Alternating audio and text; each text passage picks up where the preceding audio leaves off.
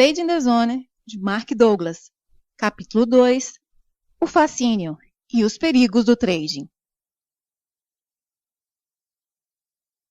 Em uma ocasião, fui indagado sobre a razão por que tantas pessoas competentes em outras áreas não conseguem sucesso no trading. Seria pelo fato das pessoas se envolverem no trading pelas razões erradas? Muitas das razões que motivam as pessoas a entrar no trading, euforia, vaidade, desejo de sucesso, criam constrangimentos que irão prejudicar o desempenho como trader. Isso porque o trading oferece uma liberdade criativa ilimitada. Somos nós que definimos quase todas as regras. As possibilidades são praticamente ilimitadas. A liberdade é algo formidável, mas sem uma estrutura mental interna adequada, essa liberdade também proporciona a possibilidade de causarmos enormes danos a nós próprios. Quase todas as pessoas necessitam fazer esse ajuste mental, independente do nível acadêmico, de inteligência ou de sucesso que tenham tido em outras atividades. Esse ajuste pode ser extremamente difícil, especialmente se aquilo que queremos implantar na nossa mente entra em conflito com aquilo em que já acreditamos. Quando nascemos, já existe uma estrutura social que estabelece os códigos de comportamento para o indivíduo, que ditam como o indivíduo pode ou não expressar-se dentro do grupo social. A necessidade de uma estrutura na sociedade e a necessidade dos indivíduos expressarem a sua própria individualidade podem entrar em conflito. Quem deseja dominar a arte do trading passa por um conflito semelhante. Há alguma coisa dentro de nós que dirige nossa atenção para certos objetos ou tipos de experiências, em detrimento de outros. Tomemos como exemplo a curiosidade, característica inata em todas as crianças. Não é necessário motivar uma criança a aprender o que quer que seja. Elas são naturalmente curiosas, embora nem sempre pelas mesmas coisas. Elas sabem o que as atrai e o que as repele, e assim exprimem a sua individualidade. Chamam a esta orientação a força das nossas tendências naturais. As tendências naturais são tudo aquilo por que sentimos um interesse natural e entusiástico. Cada pessoa tem interesses específicos. Há algum mecanismo interno que nos torna naturalmente seletivos. Se refletir um pouco, será capaz de listar coisas às quais você tem muito, pouco ou nenhum interesse. E de onde vem o interesse entusiástico? Na minha opinião, vem do nível mais profundo do nosso ser, do nível da verdadeira identidade. Os perigos. É ao nível profundo do nosso ser que existe o potencial para o conflito. Por exemplo, alguém que tenha nascido numa família de atletas pode ter um interesse entusiástico por música clássica ou arte. Pode até ter capacidades atléticas naturais, mas não ter interesse em praticar esportes. Normalmente, haverá uma pressão da família para que os membros mais novos sigam as pisadas dos irmãos ou pais. Ao ceder a esta pressão exterior, eles não se sentirão excluídos do seu ambiente familiar, mas entrarão em conflito com o que realmente desejam. Em outras situações específicas, há a total negação da forma de expressão. Por exemplo, um bebê que pela primeira vez observa um jarro em cima de uma mesa. Sua atenção se volta para aquele objeto e sua curiosidade o impulsiona a experimentar esse objeto. Ao se aproximar da jarra, houve um grito do outro lado da sala. Não, não toque nisso. A criança provavelmente se assustará. Ela não sabia que podia se magoar, ou qual o valor da jarra. Saber o que é seguro ou não e qual o valor das coisas são importantes lições que a criança precisa aprender. O que acontece quando nos negam a oportunidade de exprimirmos-nos da forma que queremos ou quando somos forçados a exprimirmos-nos em desacordo com o nosso processo natural de seleção? Surge uma perturbação, um desequilíbrio. Quando as necessidades e desejos gerados em nosso ambiente mental são satisfeitos pelo ambiente exterior, estamos num estado de equilíbrio interior e sentimos satisfação e felicidade. Quando isso não acontece, O resultado é a sensação de frustração, cólera, descontentamento ou o que chamamos de dor emocional. Penso que o nosso ambiente mental funcione como um universo, procurando o equilíbrio. O filósofo Spinoza disse há séculos atrás que a natureza abomina o vácuo. Creio que quando reconhecemos uma necessidade, cria-se um vácuo, um vazio mental que será preenchido com pensamentos inspiradores que, por sua vez, motivarão a ação para a obtenção da satisfação daquela necessidade. Quando esse espaço vazio da necessidade não é preenchido, a reação será a dor emocional. Quando atingimos a vida adulta, já ouvimos milhares de recusas. Chamo a este tipo de experiências impulsos de aprendizagem recusados. O que acontece a todos estes impulsos que foram recusados e deixados por satisfazer? Pode ser que desapareçam se forem apaziguados, ou seja, se nós ou alguém colocar o ambiente mental novamente em equilíbrio. Para isso, existem várias técnicas. A mais natural, principalmente para as crianças, é simplesmente chorar. Mas na maior parte das vezes, mesmo quando ainda somos crianças, os impulsos recusados nunca são compensados. Eles acumulam-se e normalmente acabam por se manifestar num sem número de padrões de comportamento aditivo e compulsivo. Como, por exemplo, as pessoas que acreditam não terem recebido a atenção devida quando eram crianças e tornam-se adultos dependentes de atenção, fazendo de tudo para conquistá-la.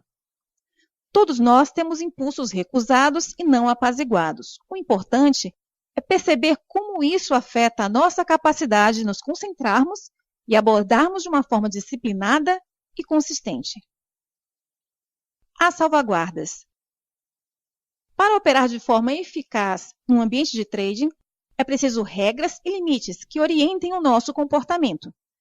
É um fato que existe o risco de causarmos danos avultados a nós próprios, danos que podem ir bastante além do limite do que pensamos possível ou aceitável. Se faz necessário, então, a criação de uma estrutura interna sob a forma de disciplina mental especializada, em uma abordagem que oriente o nosso comportamento no sentido que queremos. E essa estrutura tem que existir dentro de nós. O mercado não oferece. O que o mercado oferece é uma estrutura sob a forma de padrões comportamentais que indicam a possibilidade de comprar ou vender. Do ponto de vista do indivíduo, não há regras formalizadas. Não há sequer os conceitos de princípio, meio e fim, como há em quase todas as outras atividades da vida. O mercado é um fluxo constante. Não existe regra que determine seus movimentos. Nada do que fazemos em outras áreas de nossas vidas nos prepara para agirmos num ambiente tão sem limites. Até mesmo os jogos de azar têm estruturas que os tornam menos perigosos que o trading. Quando decidimos jogar blackjack, por exemplo, a primeira coisa a fazer é decidir quanto vamos apostar ou arriscar. É a regra do jogo. No trading, ninguém nos obriga a predefinir os riscos, exceto nós próprios. Por isso, ganhadores consistentes definem seu risco antes de abrirem uma posição. Já os perdedores persistentes se negam a aceitarem a realidade de que, independente de quão bom um trade pareça, este pode fracassar. Acreditam que não podem perder, o que torna irrelevante qualquer determinação prévia de risco. Todos os jogos têm princípio, meio e fim, com base numa sequência de acontecimentos. Isto não se aplica ao trading. No trading, os preços estão em constante movimento. Nada começa até o trader decidir. Dura o tempo que o trader quiser e não acaba até o trader querer. Esses fatores colaboram para que o trader se comporte de modo errático e involuntário. Os jogos, por terem um final pré-definido, obrigam o participante a ser um perdedor ativo. Quando uma partida termina, o jogador que estiver num período de perdas não pode continuar sem tomar uma decisão consciente de o fazer. O trading não tem um final pré-definido. É fácil o participante do mercado tornar-se um perdedor passivo. Ele não precisa fazer nada para continuar perdendo, nem sequer tem que observar. O trading oferece um presente envenenado. O presente é que, talvez pela primeira vez nas nossas vidas, controlamos completamente tudo o que fazemos. O veneno é que não há regras ou limites para orientar ou estruturar o nosso comportamento. E é aqui que começam muitos problemas. Problema: relutância em criar regra. Ainda não encontrei um trader que não oferecesse resistência à ideia de criar um conjunto de regras. Em geral, essa resistência é sutil. Por um lado, concorda com a importância das regras, mas não tem a mínima intenção de as aplicar. A nossa mente está estruturada como resultado de nossa educação social e das escolhas que outras pessoas fizeram por nós e incutiram em nossas mentes. Durante esse processo, muitos impulsos foram rejeitados. A acumulação desses sentimentos nos faz resistir a tudo o que nos negue a liberdade de fazer e ser o que queremos e quando queremos. A primeira razão que nos faz sentir atraídos para o trading, a liberdade limitada para a expressão criativa, é a mesma razão por que sentimos uma resistência natural à criação de regras e limites que orientem o nosso comportamento. É difícil termos motivações para criar e seguir regras quando passamos a maior parte de nossas vidas fugindo delas. Geralmente é preciso uma boa dose de emoção negativa para derrubar a fonte dessa resistência. Não sugiro que seja necessário apaziguar todas as suas frustrações e desilusões do passado para se transformar num trader de sucesso. Mas não tome como suficiente apenas a construção de uma estrutura mental que compense o efeito negativo dos impulsos negados. Problema: não assumir responsabilidade. O trading é caracterizado por ser uma escolha pessoal livre com um resultado incerto. Você entra, permanece e sai de uma operação quando e como quiser. Mas querermos essa liberdade de escolha não significa que estejamos automaticamente dispostos a aceitar a responsabilidade pelos resultados. E esses dois desejos não se coadunam, são antagônicos. A dura realidade do trading é que, se queremos criar consistência, temos que iniciar da premissa que, seja qual for o resultado obtido, somos inteiramente responsáveis por esse resultado. A forma de se evitar essa responsabilidade é adotar um estilo de trading aleatório. A aleatoriedade é liberdade não estruturada sem responsabilidade. Quando o trade é feito sem o mínimo planejamento, é fácil chamar para si o crédito pelos trades bem-sucedidos e atribuir a qualquer fator externo a razão das coisas terem dado errado. Se o mercado fosse totalmente aleatório, então seria impossível conquistar a consistência e, assim, não teríamos que assumir qualquer responsabilidade.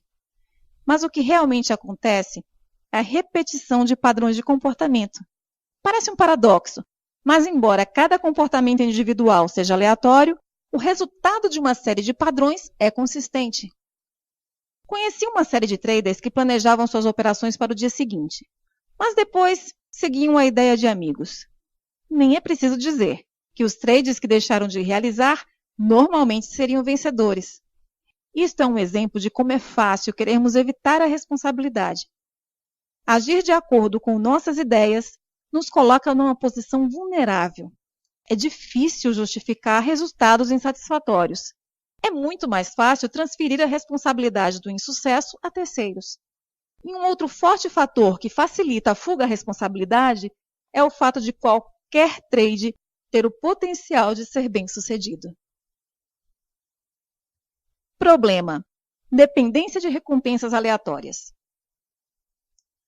Foram realizados diversos estudos utilizando macacos acerca dos efeitos psicológicos das recompensas aleatórias. Quando, por exemplo, os macacos eram recompensados por uma tarefa realizada, eles rapidamente associavam o esforço feito ao prêmio recebido e, quando deixavam de receber a recompensa, também paravam de realizar a tarefa. No entanto, quando a recompensa era retirada em momentos aleatórios e o macaco não conseguia identificar se seria ou não recompensado pela tarefa, ele continuava realizando a tarefa indefinidamente. O resultado desses estudos pode explicar por que é tão agradável a sensação da surpresa inesperada e por que o ser humano é altamente propenso a tornar-se dependente de recompensas aleatórias. Tal qual fizeram os macacos, podemos repetir indefinidamente uma ação na esperança de sentir novamente a prazerosa sensação de surpresa. Por outro lado, quando criamos a expectativa de um resultado e ele não acontece, A sensação de frustração provavelmente nos fará parar aquela tarefa que sabemos que nos causará sofrimento emocional. O problema com qualquer dependência é que ela nos deixa num estado de sem escolha. Sentimos-nos impotentes para agir noutra direção que não seja satisfazer a dependência. Uma dependência de recompensas aleatórias é particularmente problemática para os traders, porque é uma outra fonte de resistência à criação da estrutura mental que conduz aos ganhos consistentes. Problema: controle externo versus controle interno. Desde que nascemos, somos programados pela educação que recebemos a funcionar em sociedade. Aprendemos que dependemos de outros para termos as nossas vontades, desejos e necessidades saciados. E ao longo do processo de crescimento, adquirimos técnicas de controle e manipulação social. Os mercados parecem ter características sociais por envolverem tantas pessoas e padrões de comportamento. Porém, o ambiente do mercado pode ser definido como uma grande turbulência psicológica, onde é literalmente cada um por si. Além de não podermos contar que o mercado faça qualquer coisa por nós, também é extremamente difícil controlá-lo ou manipulá-lo. Um dos motivos por que tantas pessoas de sucesso fracassam no trading é que seu sucesso, em grande parte, se deve ao fato de conseguirem controlar e manipular o ambiente à sua volta. Porém, isso não funciona no mercado e, portanto, a única coisa que podemos fazer é controlar a nossa própria percepção. Em vez de tentarmos controlar o que nos rodeia, podemos aprender a controlarmos-nos a nós mesmos.